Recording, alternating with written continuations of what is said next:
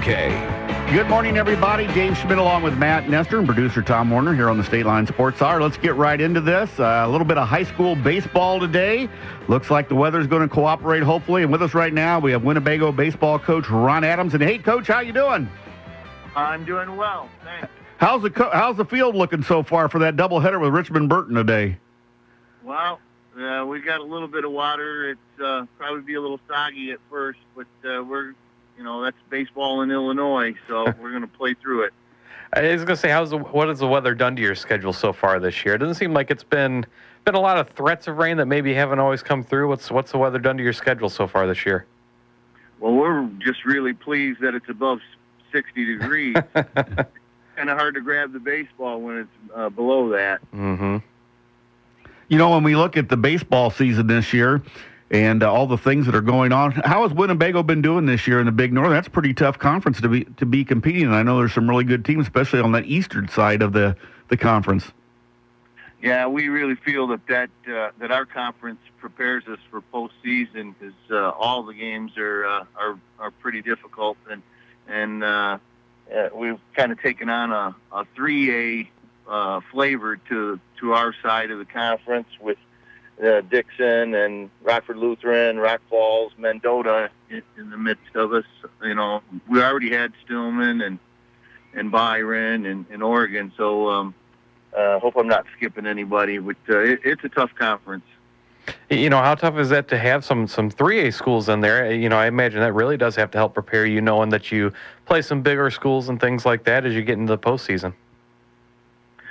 Yeah, we've even talked with our athletic director, Will Harchie. He's done a great job of formulating a schedule for us this year, and we've ramped it up. I think 18 or 20 of our games out of the 28 so far have been against 3A schools.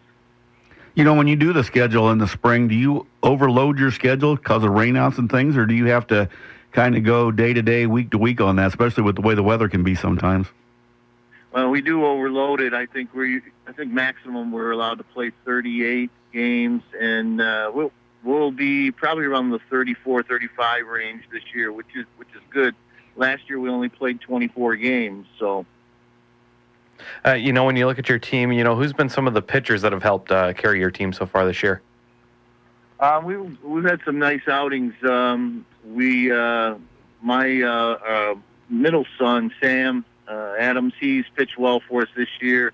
We have a couple of juniors that have pitched really well, Davin Heslop and Trevin Lotharp, and we've got a sophomore up pitching for us, Jace Workentine. He's pitched real well.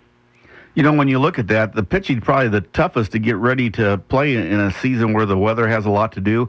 Has it caused you any problems so far this year? I mean, sometimes you'd like to start a guy, but maybe you had a cancellation, you're going to pitch that game, and when you do play that team, you have to kind of rotate your schedule a little bit? Yeah, you really find out how deep your pitching staff is, and some kids get opportunities, and today's probably going to be one of those days. You know, what about the bats? How have those been going for you? Hitting-wise, we're starting to heat up a little bit. We've been winning some ball games with pitching and defense, but the guys are starting to take a little extra BP, and we're starting to come around offensively too. So, you know, spring sports I think take a beating once in a while, and you're at a pretty good basketball school right now at Winnebago. They've won a few games, been to state a couple times. Is it tough to get the program going, or the kids have been enjoying baseball the last few years since you've been over there? Well, I would hope we're enjoying it a little bit more. It's we don't have to change the culture as far as athletes go. We are really blessed. Our Winnebago kids, they get in the off season and they work hard, and it's starting to translate for our baseball program as well. You know, how much does it help? You know, they've had some success on the football field recently. Obviously, basketball's been a strong program. You know, does having some other strong programs there in other seasons kind of help push baseball when it comes to that time of the year? Absolutely. Just the confidence level. The kids have put in those positions where the games are on the line, and they don't shy away from it. And we love the competition, that's for sure. We're talking with Winnebago baseball coach Ron Adams. You know, over the past few years, I know they changed the way they make bats and the way they do certain things like that. What's been the biggest change, you think, in high school baseball for you guys? Has it been changing of the bats, or has there been some change that has happened that maybe has improved the way you guys play in high school now? Well, I think we've kind of the trend is, the old small ball, having to bunt a little bit more, move runners, a little more hit and run.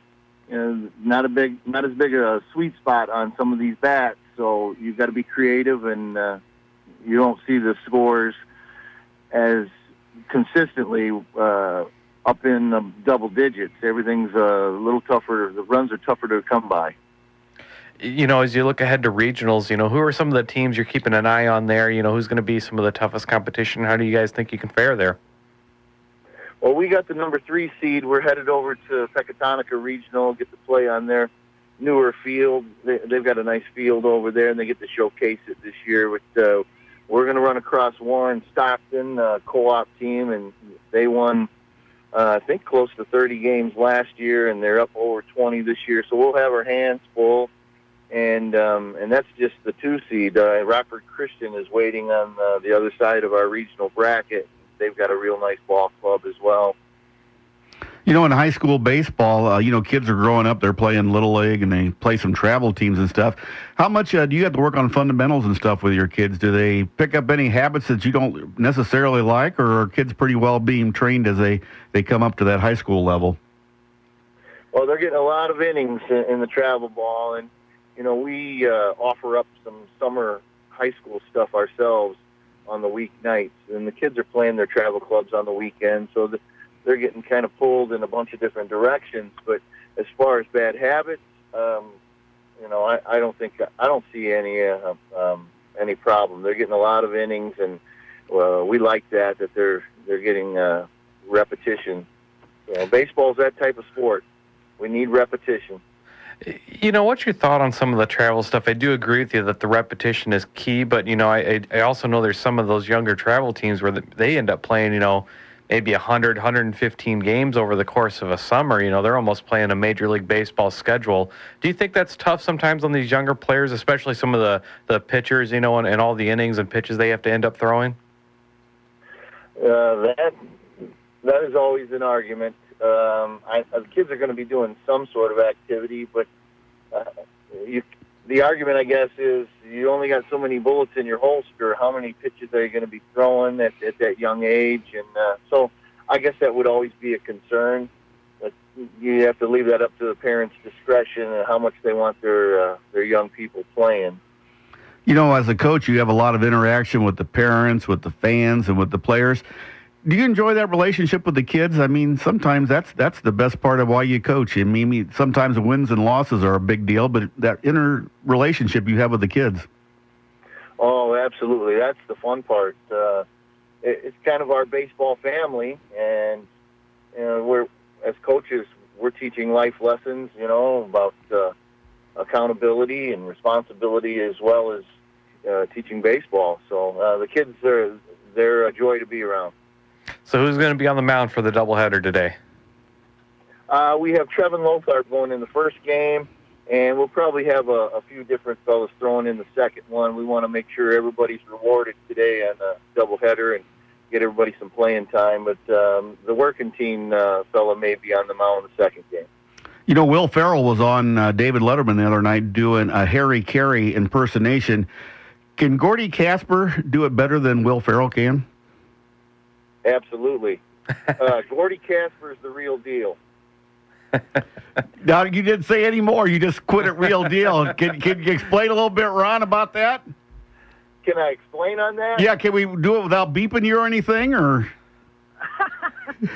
Well, I have a good relationship with Gordy. He's a good friend, and we spent some time together. Our families have spent some time together. He's fun to be around. That's for sure. We know he can coach basketball. I think you coach basketball with him. How would he be as a baseball coach, do you think, Ron? He's very knowledgeable. If we have an opening, I think we could put Gordy on the speed dial. I'd like to bring him on in. You wouldn't want to put him on the speed list, though, would you? I mean, for stealing bases and things like that? He could probably beat me in a foot race. We're similar. Well, we got to do that. Maybe we can do that for charity, raise some money. You and Gordy Casper running a 50-yard dash. Or we need oxygen for that. I don't know. Well, we'll have to call Derek Bain and get him out there to film that also. Yeah. Hey, thanks, Coach, so much for being on today. And despite being friends with Gordy Casper, we still like you. How's that? Thank you very much. Thank you. We've been talking with Ron Adams, the head baseball coach at Winnebago. I heard a lot of good things about Ron. Yeah. And he told me when he was writing, he says, Gordy Casper does the best Harry Carey. So maybe when we get up to the top of the hour, he could call us. And we'll have to get him on here doing that one of these days. I got to hear this. Yeah. I wonder if he has to have any beverages before he starts talking like Harry. Well, I imagine to do a proper Harry Carey, you almost have to. Yeah.